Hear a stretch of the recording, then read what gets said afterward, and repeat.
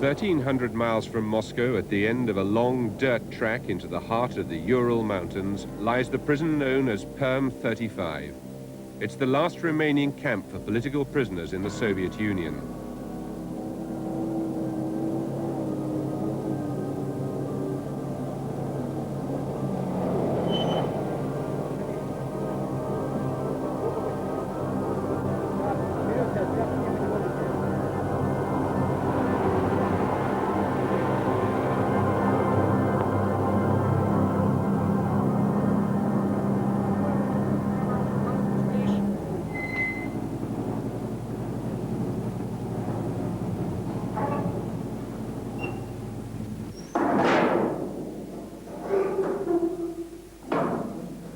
The Soviet dissident, Natan Sharansky, spent many years here before his release in 1986 in exchange for a Soviet spy imprisoned in the West.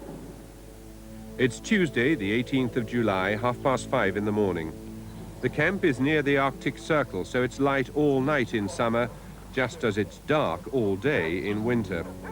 For the first time, a Western film crew, a French team, is being allowed inside a political prison in the Soviet Union.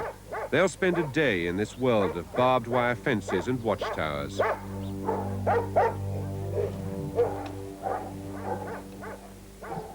The prison officers hadn't welcomed the idea of the visit, but permissions were granted over their heads, and they have to cooperate.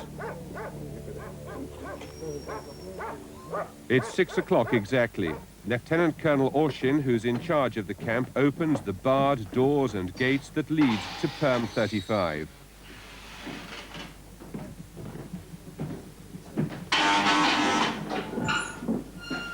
It's the climax of 2 years of hard negotiation with some of the highest-ranking authorities in the Soviet Union. In the new atmosphere of glasnost, the walls of this mysterious and disturbing place are now to be penetrated by outsiders.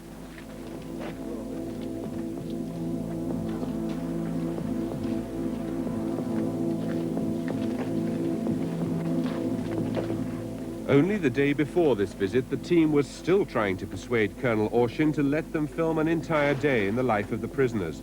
They also wanted to interview the prisoners freely in the camp, not just under supervision in the prison visiting room. And they requested an assurance that all doors in the camp, without exception, would be open to them. The colonel finally agreed.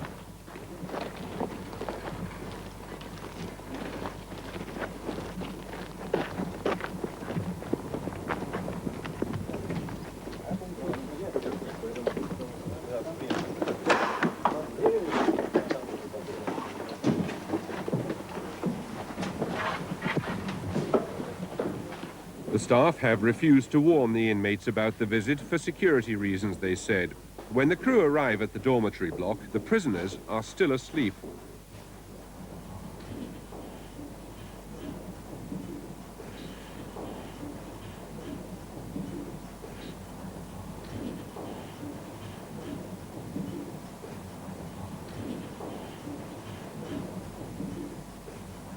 At first, no one believes the crew when they say they're French journalists. It's unthinkable to find Westerners in here. For them, it would be like God falling from the sky, Natan Sharansky had said, imagining the scene.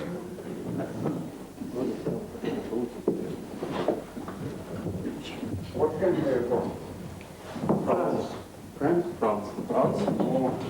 Oh, good morning.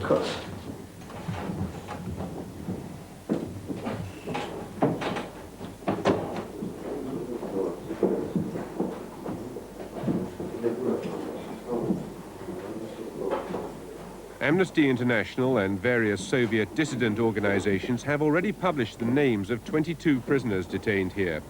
But the crew don't know what they look like.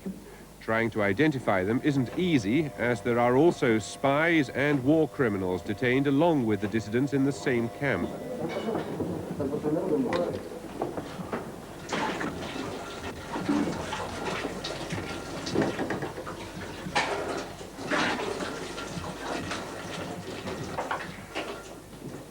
At last, a name fits a face. It's Alexis Cherbakov. An extreme anti-communist, Cherbakov was sentenced to 13 years in prison for hijacking a plane with his wife.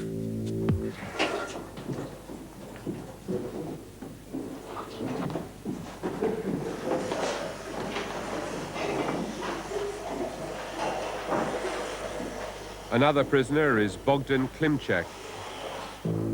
A Ukrainian nationalist, he's also fervently anti-communist. He spent most of his life in different camps.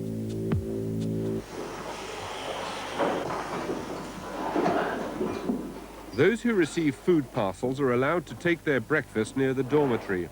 The atmosphere here is relaxed compared to normal Russian prisons with their strict military discipline.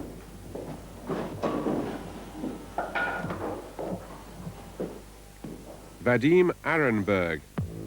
He's Jewish and comes from Leningrad. In 1986, he married inside the prison, and his wife and daughter live in the Ukraine.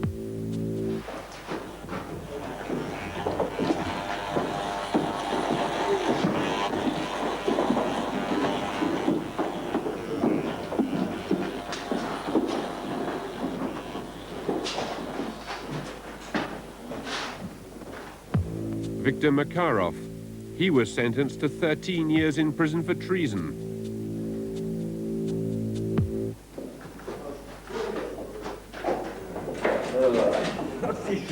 Пришли фотографировать. Жене показал. Ага, конец срока не снилось, и еще не приснилось. Пожалуйста. It's no wonder some inmates seem suspicious of the camera. Are these visitors really foreign journalists, or is it some ploy by the KGB, an organization well known to Alexander Udachin? His father was a KGB officer who defected to the West. Alexander is serving 10 years for anti-Soviet activities. Another detainee is reciting verses from the Bible. He's an Orthodox priest, Father Tichenkov. A member of the dissident Tikhon Church, he was accused of sending economic and military information abroad.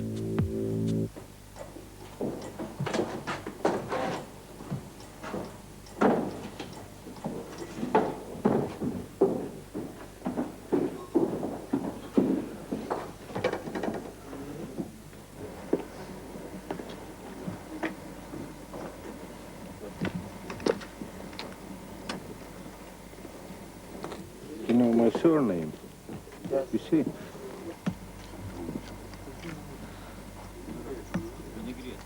As the prisoners wait for the canteen to open, they seem reluctant to talk.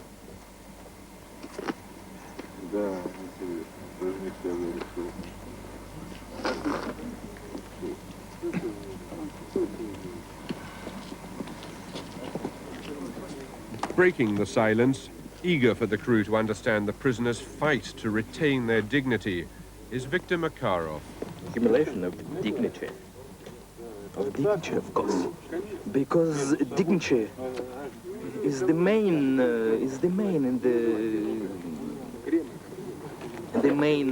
which characterize the strength of the person.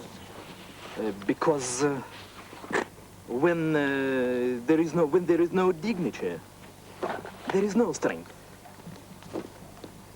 And that's why they try to do that there will be no dignity inside us.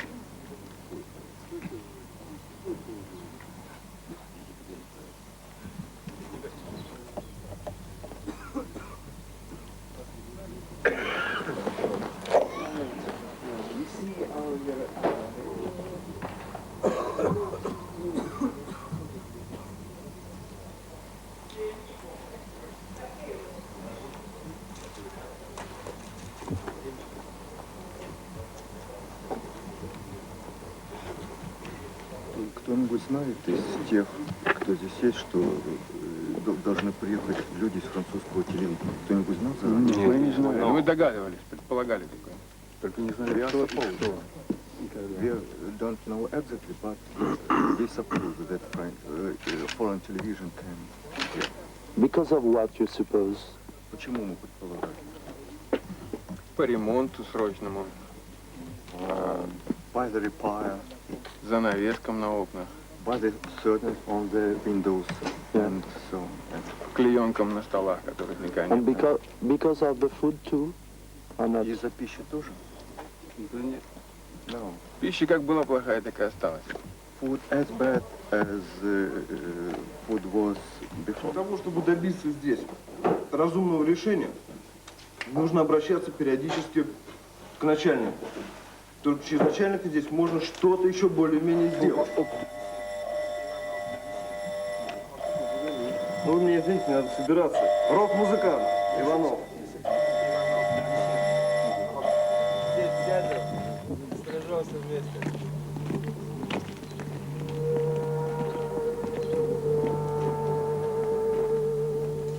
Those who have not received food parcels go to the canteen. They eat in silence, but the atmosphere is casual. Again, it's a marked contrast to the military atmosphere of normal Russian prisons.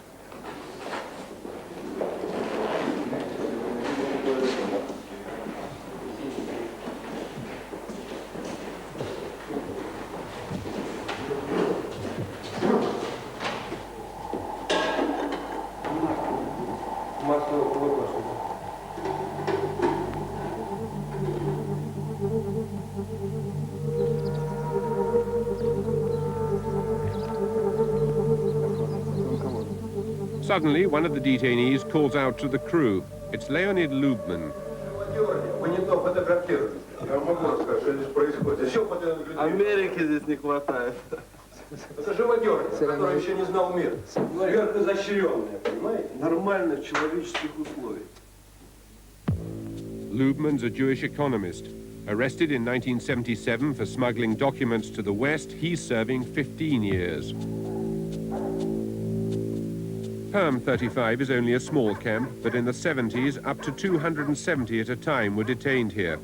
Last December, there were 62 prisoners left. Today, there are half that number. Many have been charged with treason under Article 64 of the Soviet Penal Code.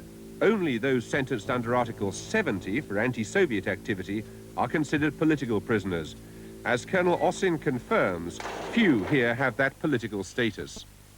На сегодня есть 4 человека по 70-м, но по совокупности 64-е и 70-е. Il y a 4 prisonniers, ça veut dire où on peut appliquer l'article 70, mais en même temps 64. Et quels sont leurs noms? Il dit qu'il y en a 4 où on peut appliquer. И вот эти 4, у которых совокупность 64 и 70, это кто? Это Климчак, Климчак, Голдович,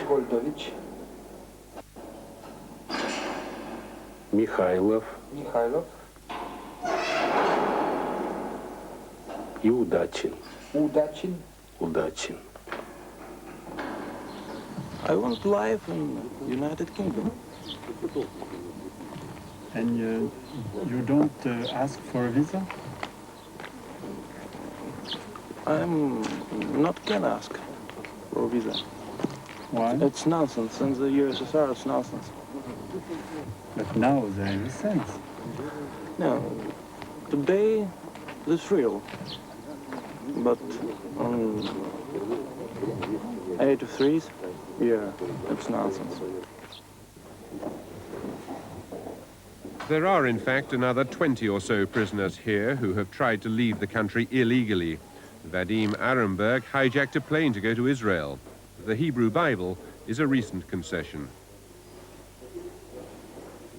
Мы хотели в Израиль с братом. on voulait avec mon frère d'aller vivre en Israël. Кроме того, у нас была цель освободить политических заключенных Щеранского, Гинзбурга, Deuxième but de libérer Sharansky, Ginsburg, Слепака и Орлова. Слепака et Orlov. Мы хотели захватить заложников и в обмен On voulait prendre les otages et puis faire échange. на их освобождение потребовать Sharansky освободился раньше раз.